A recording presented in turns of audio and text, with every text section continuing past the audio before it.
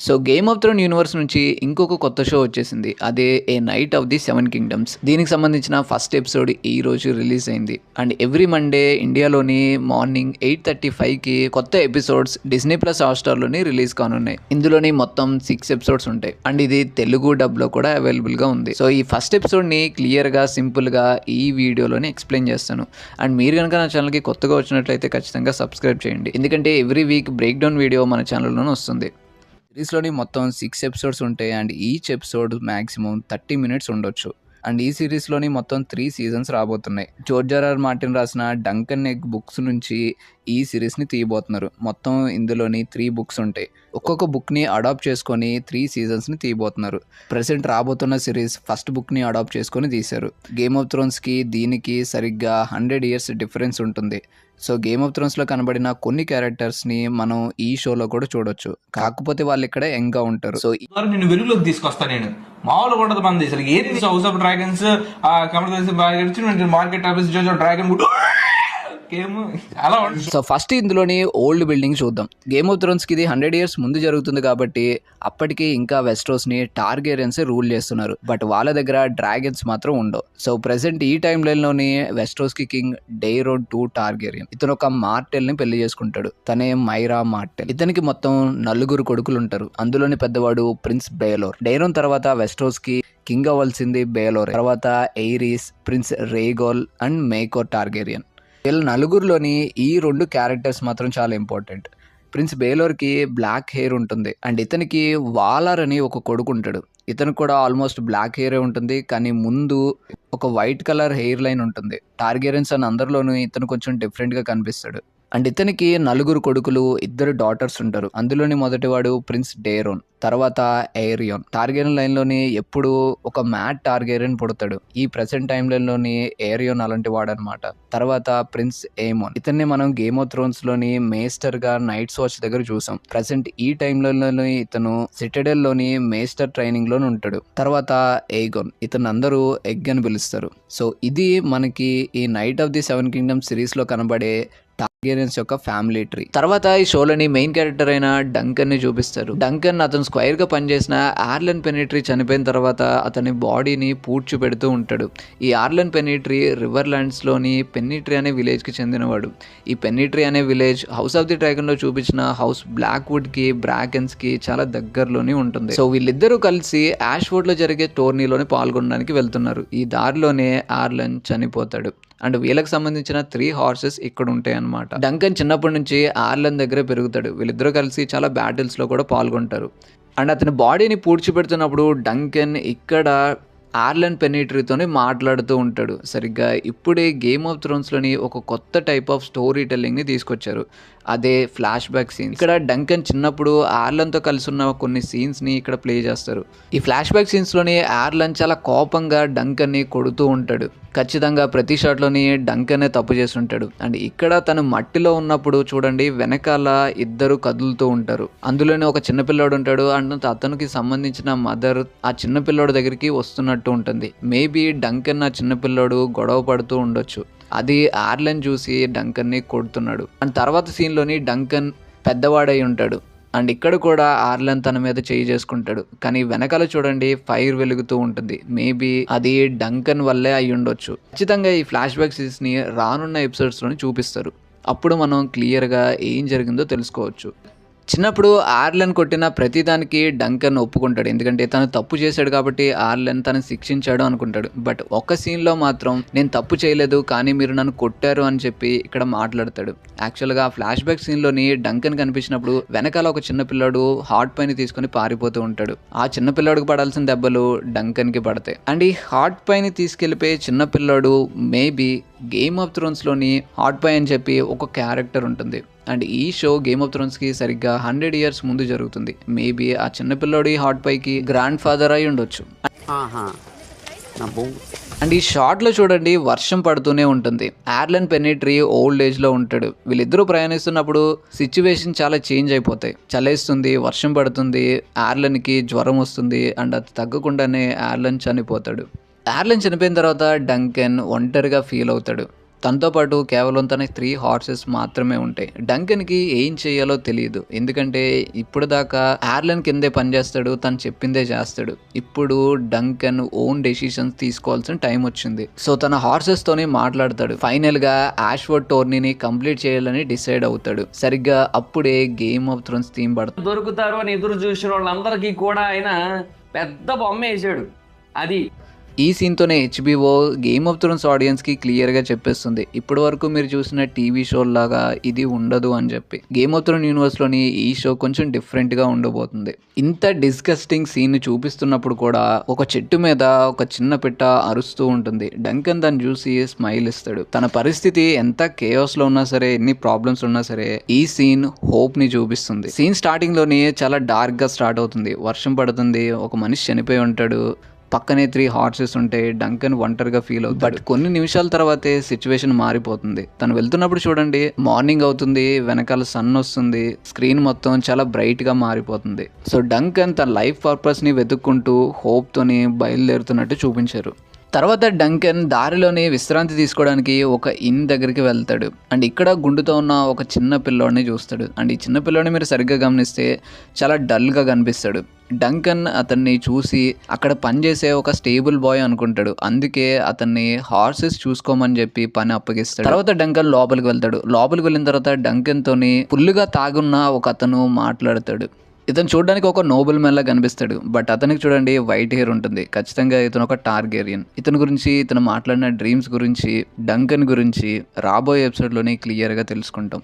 And అతను వెళ్ళిపోతూ table మీద ఒక కాయిన్ పెట్టి వెళ్తాడు. దాని మీద టార్గేరియన్ సిజల్ ఉంటుంది. తర్వాత డంకన్ వెళ్ళి ఎగ్తో మాట్లాడినప్పుడు ఎగ్ అక్కడ పనిచేసే స్టేబుల్ బాయ్ కాదు, ఒక ఆర్ఫన్ అని తెలుసుకుంటాడు. తర్వాత డంకన్ ఎంపథైజ్ అవుతాడు. అండ్ వెళ్ళిపోతూ డంకన్ ఇక్కడ ఆ చిన్నపిల్లడికి ఒక కాయిన్ ఇస్తాడు.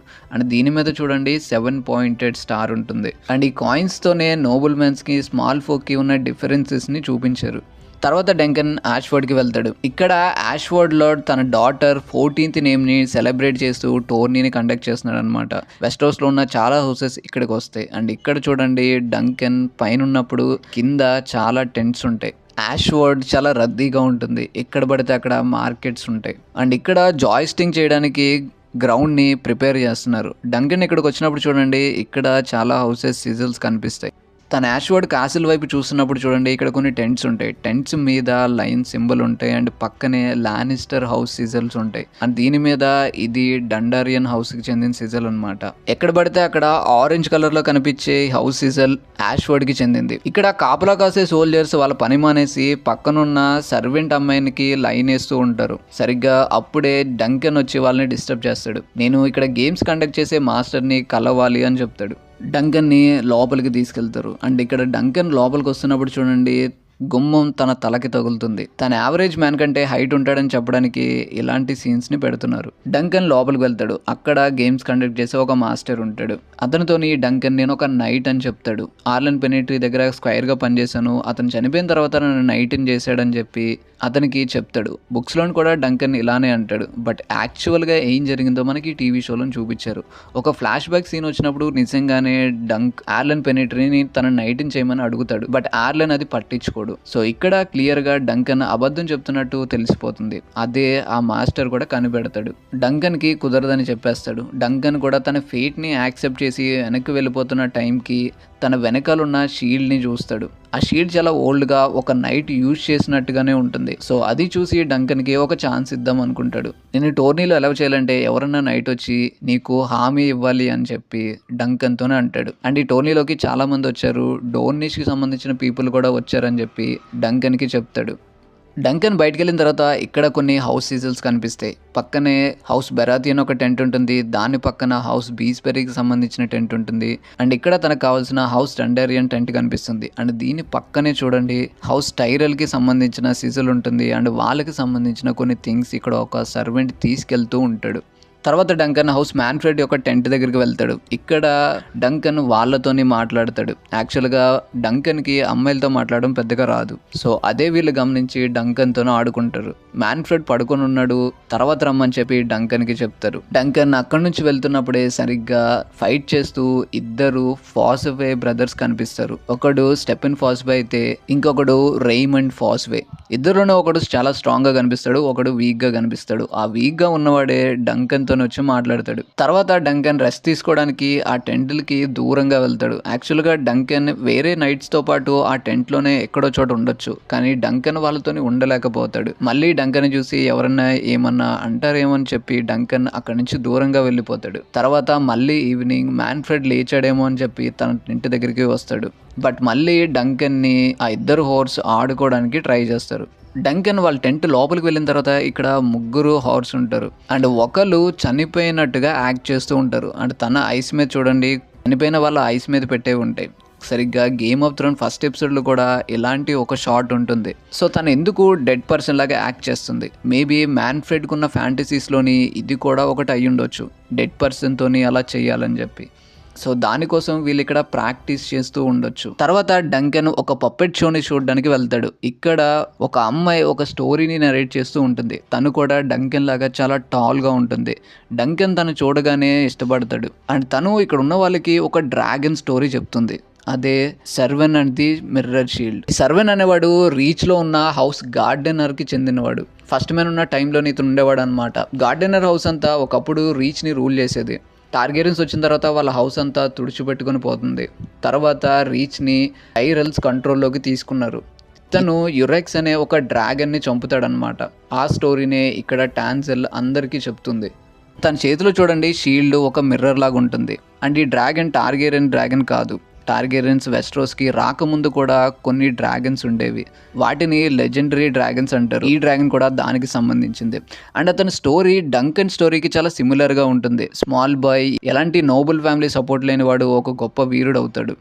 ఆ స్టోరీ విన్న తర్వాత ఆ టెంట్లో ఉన్న వాళ్ళందరూ క్లాప్స్ కొడతారు. డంకన్ కూడా అది విని తన ఫేస్లో ఒక స్మైల్ వస్తుంది. డంకన్ని టాన్సిల్ కూడా చూస్తుందన్నమాట.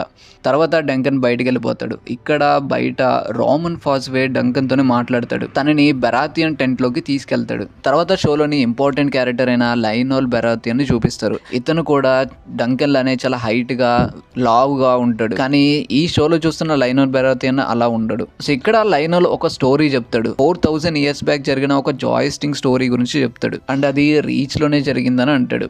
డంకన్ ఇవేవి పట్టించుకోకుండా తను అక్కడ ఫుడ్ని ఎంజాయ్ చేస్తూ ఉంటాడు. లైనోల్ బెరాథియన్ డంకన్ని పిలిచి డంకన్తోనే మాట్లాడతాడు. ఇక్కడ లైనోల్ బెరాథియన్ డంకన్ని ర్యాగింగ్ చేద్దామని ట్రై చేస్తాడు. బట్ అది వర్కౌట్ అవ్వదు. ఎందుకంటే డంకన్ చాలా ఇన్నోసెంట్గా హానెస్ట్గా మాట్లాడతాడు. సో అది చూసి లైనోల్ బెరాథియన్ డంకన్ని వదిలేస్తాడు. తర్వాత ఒక డాన్సింగ్ సీక్వెన్స్ ఉంటుంది. సీన్స్ అన్ని బుక్లో లేకపోయినా సరే లైనోల్ బెరాథియన్ క్యారెక్టర్ని షో కోసం కొంచెం పెంచుతున్నట్టుగా అనిపిస్తుంది. ఆ డాన్స్ అంతా అయిపోయిన తర్వాత లైనోల్ బెరాథియన్ డంకన్తోని మాట్లాడతాడు. అండ్ ఇక్కడ చూడండి లైనోల్ బెరాథియన్ ఒక క్రౌన్ని డంకన్ పెట్టుకొని ఉంటాడు. అండ్ ఇక్కడ స్ట్రామ్స్ అండ్ కాసిల్ గురించి, అక్కడ వచ్చే స్ట్రామ్స్ గురించి లైనోల్ బెరాథియన్ డంకన్తోని మాట్లాడతాడు. సో కేవలం స్మాల్ ఫోక్సే కష్టాలు కాదు, లార్డ్స్ కూడా ఉంటాయని చెప్పి డంకన్కి అర్థమవుతుంది. అండ్ లైనోల్ వెళ్ళిపోయిన తర్వాత ఇక్కడే మ్యాన్ఫ్రెడ్ని చూస్తాడు. అతను చూసిన తర్వాత డంకన్ అతనితో మాట్లాడడానికి బయటికి వెళ్తాడు. వెళ్ళిన తర్వాత మీతో పాటు మేము వల్చర్ కింగ్ని ఎదిరించడానికి రెడ్ మౌంటైన్స్ దగ్గర పోరాడేమో అని చెప్పి అతనితోనే మాట్లాడతాడు. ఈ రెడ్ మౌంటైన్స్ అనేవి డ్రోన్లో ఉంటాయి. బట్ వీళ్ళ పోరాటం గురించి, నైట్స్ గురించి మ్యాన్ఫ్రెడ్కి అసలు ఏమీ గుర్తుండవు. సో డంకన్ని అసలు పట్టించుకోడు. ఇంకా తర్వాత మళ్ళీ డంకన్ తన హార్సెస్ ఉన్న చోటు దగ్గరికి వెళ్తే ఇక్కడ ఎగ్ ఉంటాడు. కేవలం డంకన్ యొక్క హార్సెస్ని చూసుకోవడమే కాదు, ఇక్కడ చేపలు తెచ్చి ఫుడ్ని కూడా ప్రిపేర్ చేస్తాడు. సో డంకన్కి ఎగ్ కొంచెం యూస్ఫుల్గా అనిపిస్తాడు. అండ్ ఇక్కడే first time Duncan the tall అని చెప్పి ఎగ్ ముందు తన నేమ్ని చెప్తాడు. తర్వాత డంకన్ తనతో పాటు స్క్వైర్గా ఎగ్ ఉండడానికి ఒప్పుకుంటాడు.